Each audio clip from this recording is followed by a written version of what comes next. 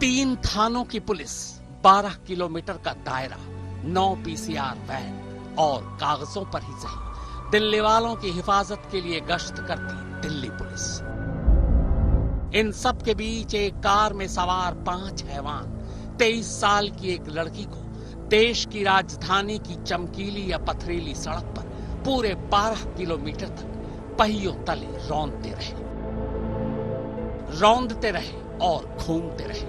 कब लड़की की मौत हुई, किस पल वो लाश बनी और कैसे वो लाश एक मोटर कार के पहिए के नीचे फंसकर लगभग 2 घंटे तक पथरीली सड़क पर भाग। 3 थानों की पुलिस, 12 किलोमीटर का दायरा, 9 पीसीआर वैन और कागजों पर ही सही दिल्ली वालों की हिफाजत के लिए गश्त करती दिल्ली पुलिस फिर भी न उस कार को देख पाई, न कार में फंसी लाश को, न पथरीली सड़कों पर खिंच चुकी खून के उस निशान को।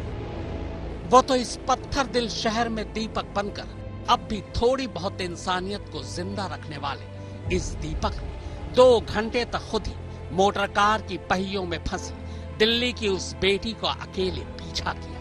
तब कहीं जाकर ये खबर भी सामने आ गई, वरना क्या पता दिल्ली पुलिस इसे भी एक मामूली सड़क हादसा और एक मामूली मौत बताकर अपना फर्ज कब का निभा चुकी होती।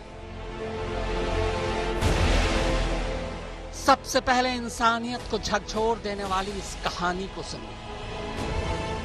शर्मसार करने वाली दिल्ली पुलिस की बात है उसकी बात। 31 दिसंबर की शाम थी।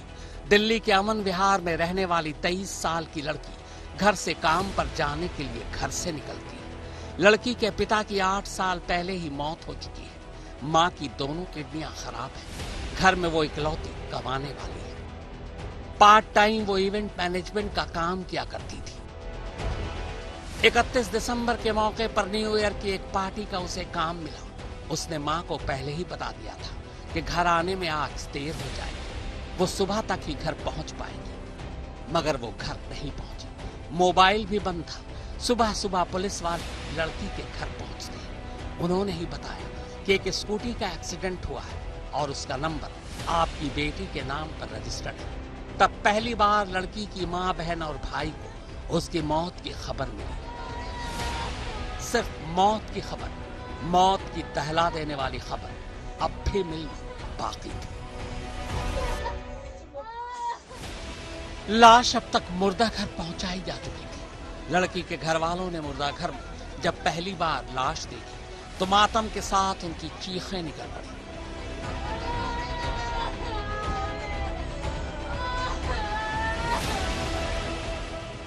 खुद ही अंदाजा लगा लीजिए कि करीब 2 घंटे तक 12 किलोमीटर के दायरे में मोटर कार के पहियों के नीचे पथरीली सड़क पर जो लाश घिसटती रही, उस लाश में क्या बचा होगा।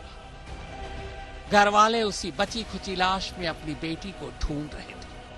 अब यहां से पहले पुलिस की कहानी शुरू होती है। तो चलिए पहले पुलिस की जुबानी ही पूरी कहानी सुनाता हूं, हकीकत पुलिसिया कहानी के बाद। यह दिल्ली पुलिस के आउटर डिस्ट्रिक्ट के डीसीपी की तरफ से जारी लड़की की मौत पर बयान है। बयान क्या, दिल्ली पुलिस की पूरी कहानी है। इसमें लिखा है कि 1 जनवरी की तड़के 3:24 पर एक शख्स ने पीसीआर को फोन किया। उसने फोन पर कहा एक बलेनो गाड़ी ग्रे कलर की जो कुतुबगढ़ की साइड जा रही है, उसमें एक डेड बॉडी बंधी हुई है जो नीचे लटकी हुई है। फोन करने वाला लगातार पुलिस वाले से बात कर रहा था, यहां तक कि उसने कार का नंबर तक बता दिया। दिल्ली पुलिस के लिए शायद मोटर कार के पहिए में लिपटी लाश की सूचना उतनी चौंकाने वाली नहीं थी, लेकिन दीपक के लिए थी। दीपक एक तरफ फोन पर लगातार पुलिस को उस कार की जानकारी दे रहा था, कार के रंग से लेकर मेक और नंबर तक बता रहा था, और दूसरी तरफ खुद ही अपनी स्कूटी उठाकर साथ साथ उस कार का पीछा भी कर रहा था। पीसीआर को फोन किए करीब 12 मिनट हो चुके थे, पर इन 12 मिनटों में एक भी पुलिस वाला, पुलिस की जिप्सी या पीसीआर दीपक के बताए जगह पर नहीं पहुंची।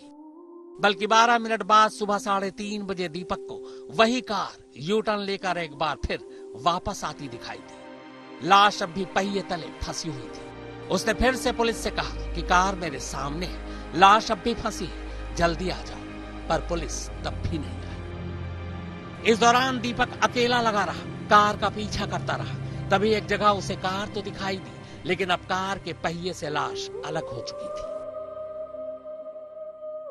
3:18 से लेकर सुबह 5 बजे तक दीपक अपना सारा काम धंधा छोड़कर उस कार का पीछा करता रहा। पुलिस को फोन करता रहा, पुलिस से मदद मांगता रहा। फिर पुलिस का अफसोसनाक रवैया देखकर खाली हाथ वापस लौटा है। जिस लड़की की मौत हुई वो ऑटर दिल्ली के अमन विहार की रहने वाली थी। सुल्तानपुरी में उसकी दुर्घटनाग्रस्त स्कूटी मिली, जबकि लाश कंझावला में मिली। यानी इस हिसाब से इस लड़की ने उसे एक रात 3 थाना इलाकों का सफर किया, अमन विहार, कंझावला और सुल्तानपुर। दिल्ली पुलिस के पिछले कमिश्नर ने पीसीआर वैन को सीधे थाने से जोड़ दिया था। इस नए बदलाव के बाद हर थाने को कम से कम 3 पीसीआर वैन दिए गए। अब इस हिसाब से अगर तीनों थानों को जोड़ ले तो उस रात 9 पीसीआर वैन उस इलाके में गश्त पे होने चाहिए। 2 या 3 पीसीआर वैन को तो गश्त पर दीपक ने देखा भी। स्पेशल कमिश्नर खुद ही कह रहे हैं कि लड़की को करीब 12 किलोमीटर तक घसीटा गया। जाहिर है कार मेन रोड पर दौड़ रही थी।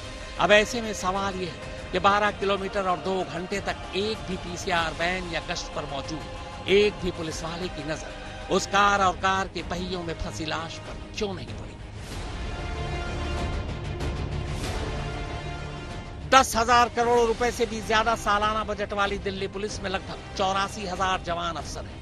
लेकिन जमीनी सच्चाई यह है कि हर 600 दिल्ली वालों के लिए सिर्फ एक पुलिस वाला है। जिस रात या सुबह यह हादसा हुआ वो 31 दिसंबर की रात थी। हर साल 31 दिसंबर की रात दिल्ली की सड़कों पर दिल्ली पुलिस की सबसे ज्यादा गश्त होती। नए साल के जश्न में शराब पीकर गाड़ी चलाने वालों के लिए खास तौर पर सबसे ज्यादा इसी रात अल्कोहल टेस्ट भी होते हैं। शुरुआती रिपोर्ट के मुताबिक कार में सवार 5 लड़कों ने शराब पी रखी थी।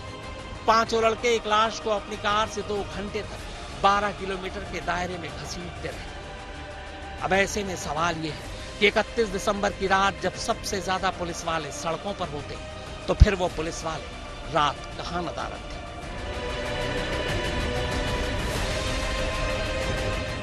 क्या नए साल के जश्न और सुरक्षा के नाम पर सिर्फ नई दिल्ली के खास इलाकों की ही चौकसी होती है?